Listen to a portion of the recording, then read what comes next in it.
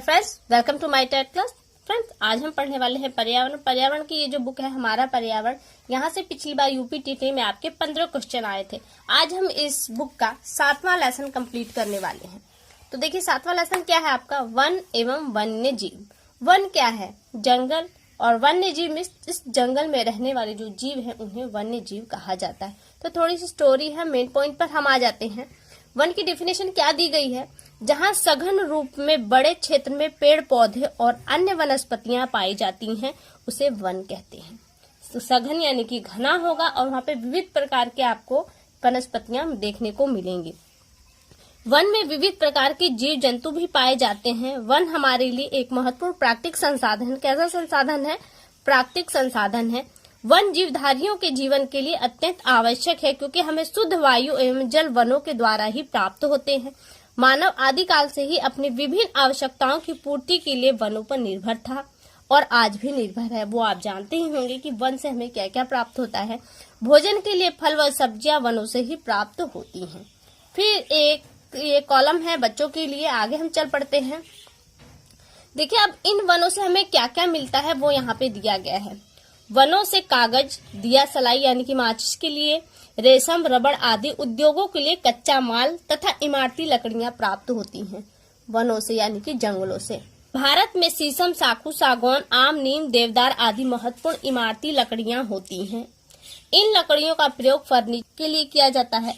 इसके अतिरिक्त फल, फूल, जड़ी बूटियां, गोंद, रबड़, छाल, लाख आदि प्राप्त होती हैं इन वनों से। लाख से विभिन्न प्रकार की चीजें बनाई जाती हैं। और वन तेज वर्षा में मिट्टी के कटाव को रोकते हैं, जो इम्पोर्टेंट पॉइंट है, तथा पेड़ पौधे पानी के वेग को कम करते हैं तथा वायु की तीव्र गति को भी रोकते हैं। क्योंकि वायु के बीच में अगर कोई पेड़ आ जाता है वो पेड़ वायु के लिए अवरोध उत्पन्न करता है, तो इससे वायु गति धीमी पड़ जाती है।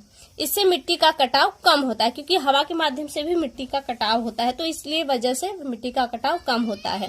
अगर कटाव न रोका गया तो उपजाऊ मिट्टी बह जाएगी तथा पेड़ पौधे, घास और झाड़ियां नहीं उग पाएंगी।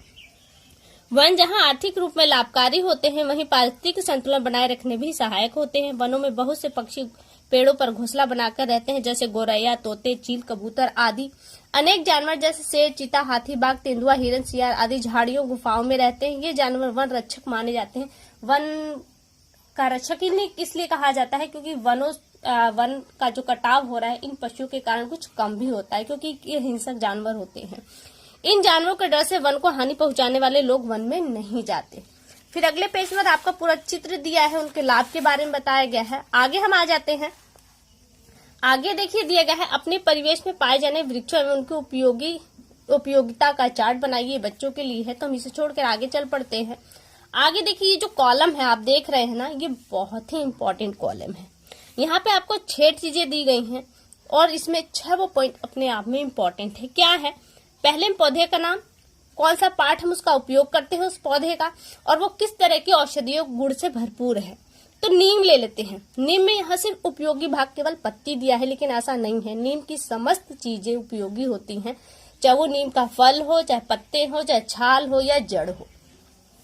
लेकिन यहाँ पे सिर्फ पत्तों की बात हो रही है, तो पत्ते किस औषधीय गुण का काम करते हैं, रक्त शोधन और त्वचा रोग। रक्त शोधन यानी कि आपके रक्त में जो अशुद्धियां होती हैं उसे समाप्त करता है। त्वचा संबंधी जो रोग है उन्हें भी समाप्त करता है। दूसरा है इसबगोल, जो बीज है इसकी एक भूसी प्रयोग में की जाती है इस बीज की, और ये किस काम की औषधीय गुण में आता है, पेचिश व कब्ज ठीक करने के लिए इसका प्रयोग किया जाता है। सिनकोना मोस्ट इम्पोर्टेंट है। सिनकोना एक वृक्ष है जिसकी छाल का प्रयोग किया जाता है, और इस छाल से कौन सी दवा बनाई जाती है, इस छाल से मलेरिया की दवा बनाई जाती है। जामुन के जो बीज है उसका चूर्ण उपयोग में लाया जाता है, और इसमें कौन सी बीमारी को लाभ मिलता है, तो मधुमेह में ये लाभदायक है। यूकेलिप्टस, ये इसके तेल का प्रयोग किया जाता है, ये जुकाम की औषधि बनाने के काम आती है। मुलेठी पेड़ की जड़ है जो गले की खराश को समाप्त करती है। इसके अलावा देखिए अब आगे हम चल पड़ते हैं। पृथ्वी पर निवास करने वाले लाखों जीव जंतु है। बाकी ये सब कुछ पॉइंट, छोटे छोटे पॉइंट है जो आपके लिए कोई खास पॉइंट नहीं रखते। हम यहाँ पे आ जाते हैं। वन्य जीवों की अधिकाधिक मांग और उनके अवैध शिकार से भी वन्य जीवों को नष्ट किया जैसे जैसे पशुओं का शिकार हुआ, इससे वन भी समाप्त हुए। इससे मुख्य रूप में शेर, कौन कौन से जीवों को इस समाप्ति कगार पर आई है, तो यहाँ पे शेर, हाथी, बाघ, हिरण, घोड़ा, चीता आदि का बड़े पैमाने पर शिकार किया जाने लगा। इस प्रकार वन्य जीवों की अनेक प्रजातियां संकटग्रस्त हो गई। संकटग्रस्त यानी कि वो समाप्त होने के कगार पर आ गई। इन्हीं कारणों से वन्य जीवों की संख्या लगातार कम होती जा रही है। पशु पक्षियों की कुछ प्रजातियां तो पूरी तरह विलुप्त हो चुकी है, जिसमें आपका डायनासोर, मेमट, डोडो पक्षी आते हैं, जिन्हें विलुप्त प्रजाति की श्रेणी में रखा जाता है, जैसे डायनासोर और मेमट। जबकि कुछ प्रजातियां खत्म होने की कगार पर है, जिन्हें संकटग्रस्त प्रजातियां कहा जाता है, जैसे बाघ, गिद्ध आदि, जिन्हें संकटग्रस्त प्रजातियां कहा जाता है। और जिस संकटग्रस्त प्रजातियों का ब्यौरा जिस बुक में रखा जाता है उसे रेड डाटा बुक कहा जाता है। प्रश्न एक बार आपका आ चुका है ये पेपर में कि रेड डाटा बुक किसके लिए है, और एक बार दूसरी तरह से प्रश्न पूछा गया कि संकटग्रस्त प्रजातियों को किस बुक में डाला जाता है, तो रेड डाटा बुक में डाला जाता है। आगे हम चलते हैं। इनके अलावा देखिए, इन पशुओं की जब कमी हुई संकटग्रस्त प्रजातियों में, तो इनका संरक्षण किया गया। तो वन एवं वन्य जीवों की सुरक्षा के लिए सरकार द्वारा कानून बनाए गए, हर एवं संरक्षण हेतु विशिष्ट योजनाएं आरंभ की गई। इसके अंतर्गत भारत के विभिन्न स्थानों पर वन्य जीव अभ्यारण्य, राष्ट्रीय उद्यान स्थापित किए। भारत के प्रमुख राज्य में वन्य जीवन अभ्यारण्य के बारे में आपको एक छोटी सी तालिका दी गई है। यहाँ पे ये देखिए तालिका है। पहले में आपको दिया है वन्य जीव अभ्यारण्य और राष्ट्रीय उद्यानों के नाम है और ये कहाँ पर है ये। और यहाँ इसके अलावा एक पॉइंट और भी बनता है कि इन अभ्यारण्यों में, राष्ट्रीय उद्यानों में कौन से जीवों को संरक्षण या महत्वपूर्ण इंपॉर्टेंट दी जाती है। तो यहाँ पे जो है उसे देख लेते हैं। इसके अलावा मैं आपको एक और वीडियो बनाऊंगी इस पर, जिसमें आपको जीवों के बारे में और डिटेल से बताऊंगी। पेरियार अभ्यारण्य जो केरल के इडुक्की जिले में है, चंद्रप्रभा अभ्यारण्य जो उत्तर प्रदेश के चंदौली जिले में है, मानस अभ्यारण्य जो एक सिंह वाले गेंडों के लिए सबसे ज्यादा फेमस है और ये प्रश्न के रूप में कई बार भी आ चुका है, ये असम में है, जलदपारा अभ्यारण्य जो पश्चिम बंगाल में है, कान्हा अभ्यारण्य एवं बांधवगढ़ राष्ट्रीय उद्यान ये एमपी में है यानी कि मध्य प्रदेश में, बांदीपुर राष्ट्रीय उद्यान आपका कर्नाटक में है, कार्बेट राष्ट्रीय उद्यान उत्तराखंड में है, दुधवा राष्ट्रीय उद्यान जो उत्तर प्रदेश के लखीमपुर खीरी और पीलीभीत के अंतर्गत जिलों में आता है, गिरी राष्ट्रीय उद्यान गुजरात में है जो एशियाई शेरों के लिए फेमस है, केवला देव एवं सरिस्का राष्ट्रीय उद्यान राजस्थान में है, नंदा देवी राष्ट्रीय उद्यान उत्तराखंड में, सलीम अली राष्ट्रीय उद्यान जम्मू कश्मीर और महावीर स्वामी वन्य जीव विहार आपके कहाँ है, ललितपुर में है। तो ये कहाँ पे है आपको ये भी याद करना है, इसलिए आपके लिए ये जो चार्ट है ये बहुत ही इम्पोर्टेंट है, इसे याद करिएगा। फिर आगे हम आ जाते हैं यहाँ पे कि वन जीवों के संरक्षण संबंधी कार्यक्रम, यानी कि सरकार इनके संरक्षण के लिए कौन कौन से कार्यक्रम चला रही है ताकि इनकी वृद्धि हो, तो इनको भी हम देख लेते हैं। लुप्त प्रजातियों का प्रजनन, यानी कि जो प्रजातियां अब समाप्त होने के कगार पे है तो उनके प्रजनन केंद्र खोले गए हैं ताकि इनकी संख्या बढ़ाई जा सके। केंद्र कुकरेल वन लखनऊ में 1984-85 में स्थापित किया गया। प्रजनन केंद्र कुकरेल वन कहाँ पे स्थापित किया, लखनऊ में 1984 और 85 में। राष्ट्रीय चंबल वन्य जीव विहार योजना उत्तर प्रदेश, मध्य प्रदेश तथा राजस्थान की संयुक्त योजना है जो मगर व घड़ियाल के संरक्षण हेतु की गई है। कौन सा, राष्ट्रीय चंबल वन्य जीव विहार किसके लिए है, मगर और घड़ियालों के लिए है। घड़ियाल प्रजनन केंद्र 2 है, कुकरेल वन लखनऊ में तथा कतरनिया घाट वन्य जीव ये आपका बहराइच में है। ये सारे केंद्र जो आपको बताए जा रहे हैं वो सब यूपी के केंद्र हैं। प्रोजेक्ट एलिफेंट जो 1992 में चला गया था, से भारत सरकार द्वारा कुछ राज्यों में यह प्रोजेक्ट शुरू किया गया जिसमें उत्तर प्रदेश राज्य भी आपका शामिल है। आगे देखिए, एलिफेंट रिजर्व बिजनौर व सहारनपुर जिलों के वन्य क्षेत्र में निर्माणाधीन है, जो यानी कि निर्माण का कार्य चल रहा है। इटावा के फिशर वन में बब्बर शेर प्रजनन केंद्र तथा लायन सफारी पार्क का निर्माण किया जा रहा है। भारत का पहला नाइट सफारी पार्क, प्रश्न बन सकता है कि भारत का पहला नाइट सफारी पार्क कहाँ है, ग्रेटर नोएडा में ये बन रहा है। निर्माणाधीन का मतलब बन रहा है।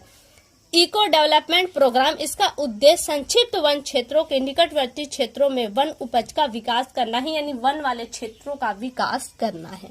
सामाजिक वानिकी योजनाएं क्या क्या है ये देख लेते हैं।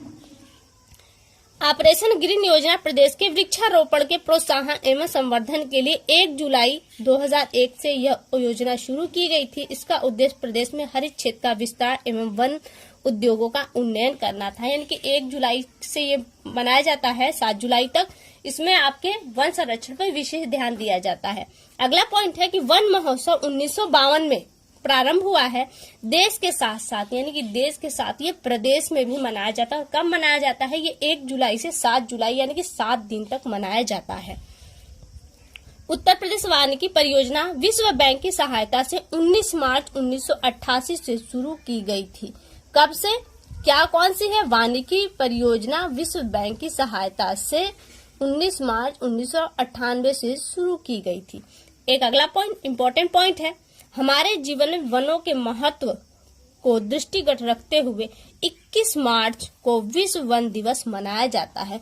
विश्व वन दिवस कब मनाया जाता है? तो वो 21 मार्च को मनाया जाता है। ये इम्पोर्टेंट क्वेश्चन है आपका।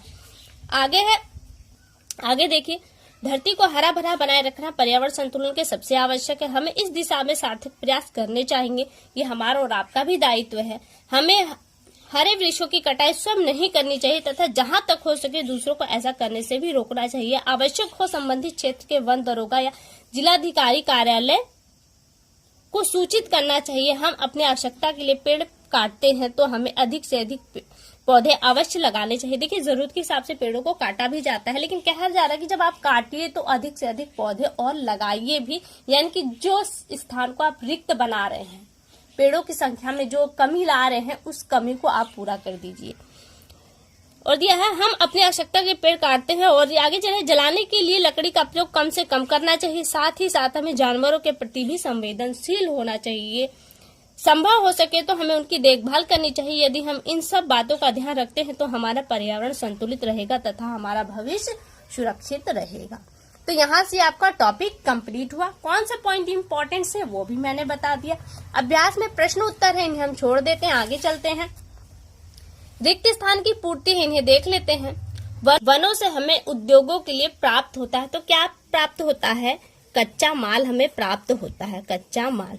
आगे दिया है, वन जीव जंतु और पक्षियों के स्थान है। कौन से निवास है? निवास स्थान है, वो उनके निवास स्थान है। वन को प्रकृति कहते हैं, वन को प्राकृतिक संसाधन कहते हैं, संसाधन कहते हैं। को विश्व वन दिवस मनाया जाता है। किस दिन वन दिवस मनाया जाता है? 21 मार्च को विश्व वन दिवस मनाया जाता है। ये आपका इम्पोर्टेंट क्वेश्चन है। चंद्रप्रभा अभ्यारण्य स्थित है, कहाँ है? ये चंदौली जिले में, उत्तर प्रदेश के चंदौली जिले में स्थित है। आगे है, कुकरेल वन स्थित है, कहाँ स्थित है? वो आपका लखनऊ में, लखनऊ में। तो यहाँ से आपका खाली स्थान राइट रॉन्ग है, इन्हें भी देख लेते हैं। वन केवल जंतुओं को लाभ पहुंचाते हैं ऐसा नहीं है, वन सभी के लिए लाभदायक है। मनुष्य आदिकाल से ही वनों पर निर्भर था, अभी भी है और कल भी रहेगा।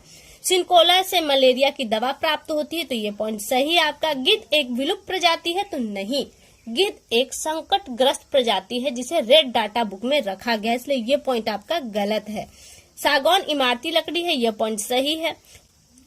पशु पक्षियों की प्रजातियां जो खत्म होने की कगार पे हैं, विलुप्त प्रजातियां कहलाती हैं, तो ये पॉइंट गलत है। जो पशु पक्षियों की प्रजातियां समाप्त होने के, खत्म होने के कगार पर होती हैं, उन्हें संकटग्रस्त प्रजाति कहा जाता है। और जो प्रजातियां एकदम से समाप्त हो चुकी हैं, उन्हें हम विलुप्त प्रजाति कहते हैं, इसलिए ये पॉइंट आपका गलत है। आगे है, पेड़ पौधे वायु की गति बढ़ाने में सहायक होते हैं, नहीं, ये अवरोध उत्पन्न करते हैं जिससे वायु की गति मंद पड़ती है, इसलिए ये पॉइंट भी आपका गलत है।